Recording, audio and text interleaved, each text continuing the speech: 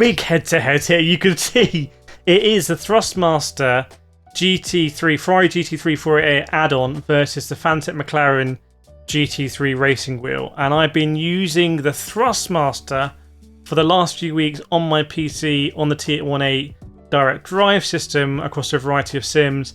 And I used the McLaren for a couple of years on my PlayStation and the PC as well. Now, I bought the Fanatec. Thrustmaster gave me a review version here. There are no strings attached on either. Thrustmaster just said, say whatever you want to say. We just want to hear your honest thoughts on it. So I'm going to do that, good and negative, just so you know. But for me, this really is a head-to-head. And we're going to get into this in the video, but it represents two different ecosystems.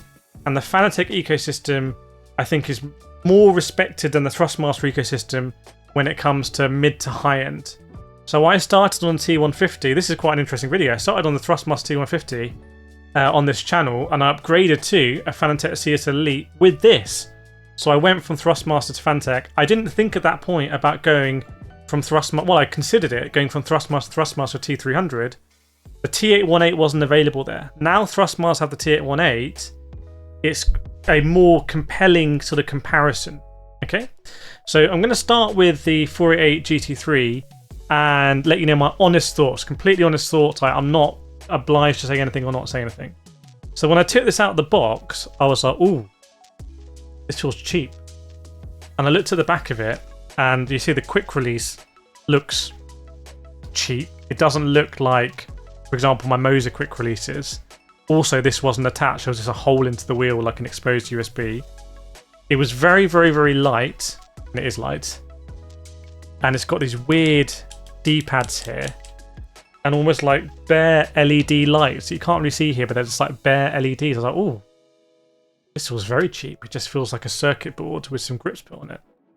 And I put it back in the box because I was reading some other stuff, and then eventually I put it back on. I put it on the PC on my T818. When I started using it, my opinion did change, and it started to make a bit more sense. I'm going to explain why. So, firstly, it is light, but I don't think it's light because it's cheap. And though, by the way, these come in at the same price, important to say. Basically £199 for both. I prefer the carbon fibre faceplate on this to the faux carbon fibre on the Fanatec.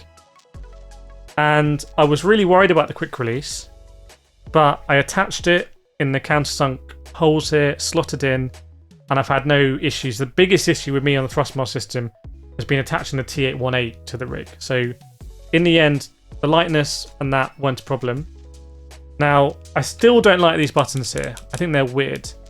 Now, whether it's accurate or not, because this is basically a replica of the Ferrari 488 GT3, which is my favourite car to drive in sim racing, and I've actually driven a Ferrari 488 GT3 in real life. But the one I drove in real life had the circular wheel. This has the GT one. But whether that's replica or not, I don't know, but I don't like them.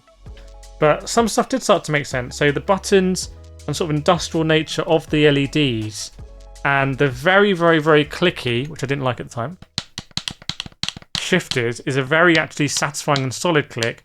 I would still dampen them though, otherwise you're going to wake up your neighbours and indeed the next village. But it feels like a very responsive, because the Thrustmaster T818 has quite a delicate force feedback. And what I mean by that is, when you're going mid-corner and you want to make an adjustment, the Thrustmaster T818 force feedback allows you to facilitate that. Compared to, say, something like, and this is a complete opposite example, but like the Camus C12. Once you turn on the Camus C12, that's it. That's your steering position. It's really difficult to change it. Now, when I drove the Ferrari 488 GT3 in real life, I had the same delicate sensation on steering. You can see that in my videos, because it's a very power steery car to drive, very power steery. And that's what the Thrustmaster force feedback gives you. And because this is a light wheel, it also dials into that and gives you that delicate force feedback. You feel like you can almost drive it like that sometimes. And that's how the Ferrari was to drive. So it started to make sense in that way. It's like, it feels like a replica. It's got a nice carbon fibre front plate. It's got these industrial LEDs, and it's relatively light because it's like that. There are some negatives we're going to get onto. So, but first, let's put this down. Just again, bring up the Fanatec here. The Fanatec is thicker, you can see. It feels... This is so confusing because it's mirrored on my screen. So you can see there, it's thicker. I'm actually not sure which one is heavier. I don't know. We'll put the specs on screen so you can work it out. And you can see that again, these are replicas. So, you know, the button placement is all replica. I prefer the button placement on the Thrustmaster, actually. And there's some on the McLaren that don't, again, they don't really work on Xbox anyway, in the Xbox license. But like these ones, not a massive fan of. And I prefer the placement, actually, of the encoders here. When it comes to shifters, I got a real soft spot for these shifters. You can see that I've even worn away the paint. This has clutch paddles. Interestingly, this doesn't have clutch paddles, which is a bit disappointing. Now, I want to go on to the grips now. I know we're just going to talk about negatives. Here we go. These feel like very cheap grips on the Thrustmaster 488. And weirdly, doing what I do on this channel, I've squeezed so many sim racing grips now. And I can tell when something had a lot of thought and money spent on the material. So for example, my iRacing Artura McLaren Pro, the grips are exquisite. They look very similar. They'll look almost identical on camera. But they just have a slight give to them. Slight give that's almost hard to put into words.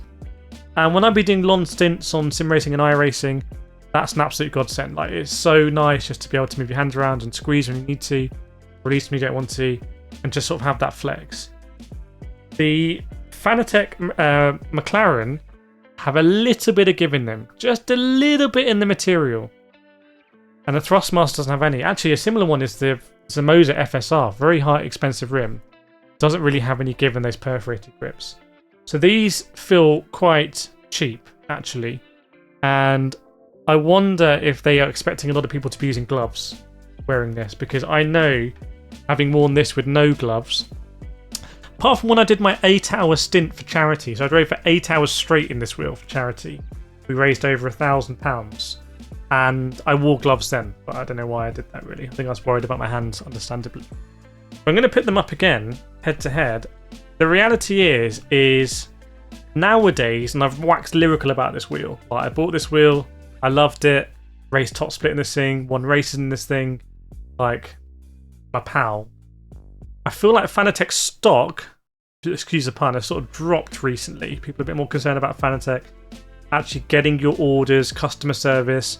Thrustmaster, you can buy it from your retailer, you can return it to your retailer.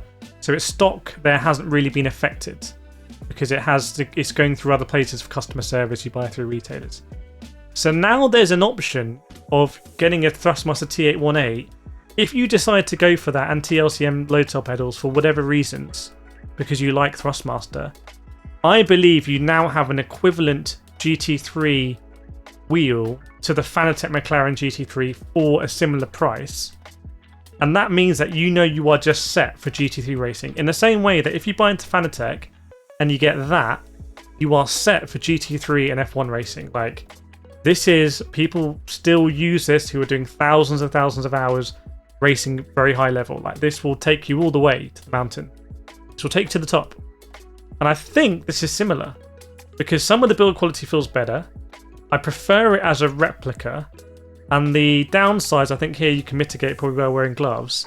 And I think it's going to be a similar wheel that's going to really play into the strength of the Thrustmaster T818 and also take you to the top of the mountain for a relatively cheap price. I mean, this wheel will feel expensive in the Thrustmaster ecosystem, and this wheel feels cheap in the Fanatec ecosystem, just where the brands are sort of placed price-wise.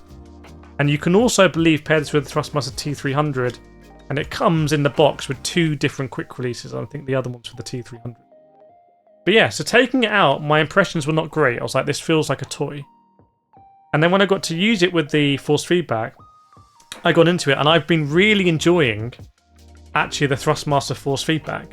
Even though the interface is ancient, the driver process is not very well UI'd, and it didn't work natively in, for example, Le Mans Ultimate, even though Thrustmaster, I think, is the partner with Le Mans Ultimate.